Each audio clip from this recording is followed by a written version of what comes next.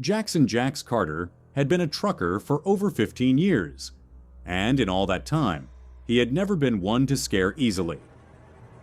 The road was his home, the hum of the engine his lullaby, and the long stretches of highway his escape from the world. But nothing had ever unnerved him quite like the night he took Route 709. It had started as a simple late-night haul, an urgent delivery that needed to be in Missouri by morning. The dispatcher, Eddie, had called him around 9 p.m. while he was refueling at a lonely gas station just outside of Kansas City. "Jax, we need you to reroute. There's a wreck on I-44. You'll have to take 709 through Ash Hollow." Jax had frowned at the name. "Never heard of it." "Yeah, not many people take it anymore. It's an old mining road. Twisty, a little rough, but it'll shave an hour off your time."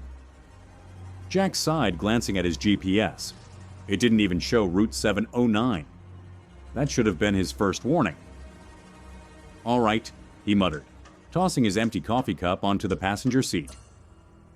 He set his GPS to guide him to Ash Hollow, even though it wouldn't recognize the road itself.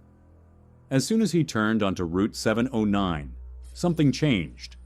The air felt thicker, as if he had passed through an invisible curtain. The trees lining the road were unnaturally tall and too still, their bare branches reaching toward the night sky like twisted claws.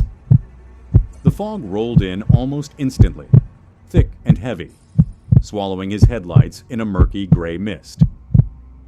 His CB radio crackled. At first it was just static, but then, beneath the noise, Jax swore he heard something. A whisper. A voice, low and distant, almost drowned by the static. "Turn back." Jax's hands clenched the wheel. He shook his head, telling himself it was just his imagination, just road noise. Then, his headlights hit something in the road, a man, standing perfectly still in the middle of the highway. Jax's foot slammed onto the brakes. The truck's tires screeched, the rig lurching forward before finally coming to a stop. The man stood just inches from the bumper. Jax's breath came fast and shallow. He reached for his high beams, illuminating the figure in the road. The man was old, dressed in tattered overalls. His face was ashen, his skin sagging against his bones like wax melting off a candle. But his eyes, they were hollow, black, empty pits. Jax's stomach twisted. The man lifted a bony hand and pointed. Jax followed his gesture, his gaze shifting to the roadside. At first he didn't see it, but then his headlights flickered, and he saw what lay just beyond the trees. A truck, his truck, parked at an odd angle, half hidden in the fog. His own license plate gleamed back at him. Jax's hands went ice cold. That wasn't possible. He was sitting in his truck. He was driving his truck. So, how the hell was it parked on the side of the road? The old man stepped forward, his cracked lips stretching into a smile too wide for his face. Then, he vanished. Jax slammed his foot on the gas. The truck roared forward, tearing through the fog. He didn't care what he had seen. He just knew he had to get the hell out of there. But the road had changed. It was no longer a straight path through the hills. It was looping, twisting back on itself. And then, his headlights hit something again. His own truck, parked in the exact same place, and standing beside it, the old man, smiling. Jax's pulse pounded in his ears as his hands clenched the steering wheel. He had to think, had to get his head straight. Something wasn't right. Nothing was right. The road was twisting, folding in on itself like a snake swallowing its tail. No matter how many turns he took, no matter how hard he pushed the gas, he kept ending up back at the same place. Back to his own truck, parked in the fog. And that damn old man was still there, still smiling. Jax swallowed hard, reaching for his GPS again, but the screen was just a glitching mess of pixels. It flickered between random numbers and a blank void, as if the signal had vanished from existence. He grabbed his CB radio. "Breaker 19, this is Jax Carter. Anyone out there?" Silence. He tried again, his voice shaking. "I think I'm lost on Route 709. If anybody hears me, I need some help. Over." Static. Then, a voice. Not Eddie. Not anyone he recognized. "You ain't lost, Jax." The hair on the back of his neck stood up. The voice was deep, hollow, like it was coming from underground. "You're exactly where you're supposed to be." Jax's grip tightened around the radio.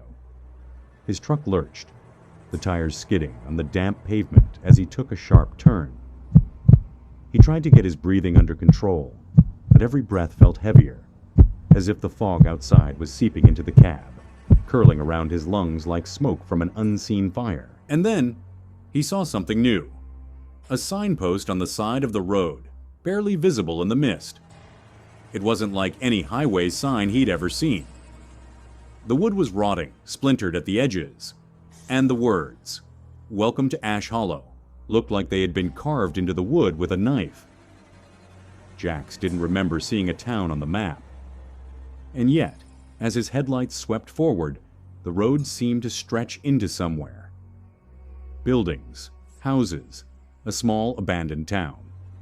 And then, his headlights flickered. The town was gone. Nothing but trees and empty road. Jax swore under his breath. His knuckles were white against the steering wheel. He had to be hallucinating. That was the only logical explanation. Except the smell. A thick, rotting stench was filling the cab, like wet earth and old meat. Something wasn't right.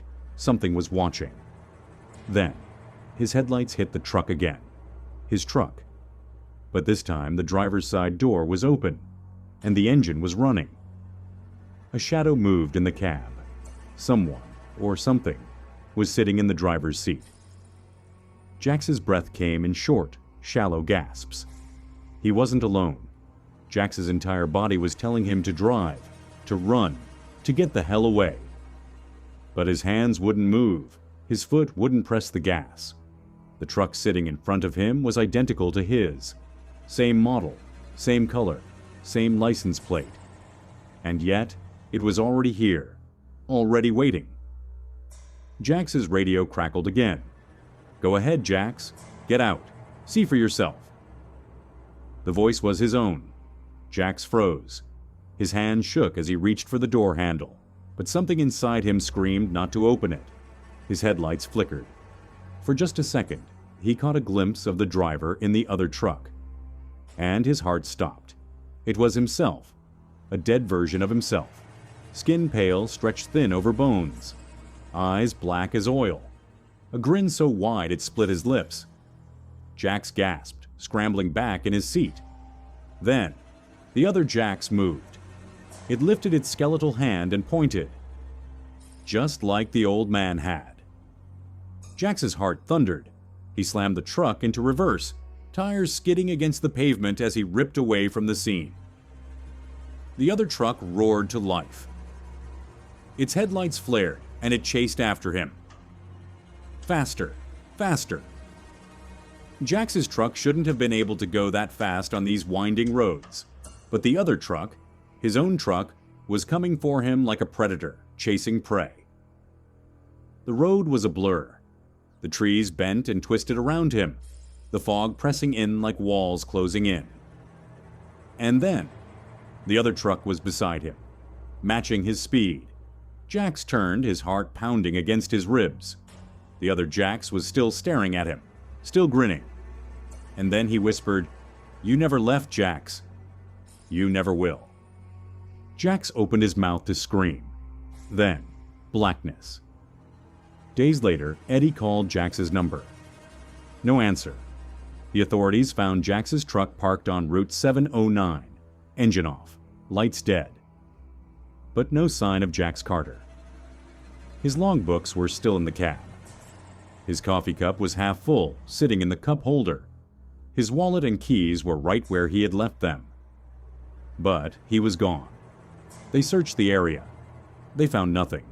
No footprints, no signs of a struggle. Just his truck, sitting in the fog. They towed it back to the depot, where it sat for weeks, untouched.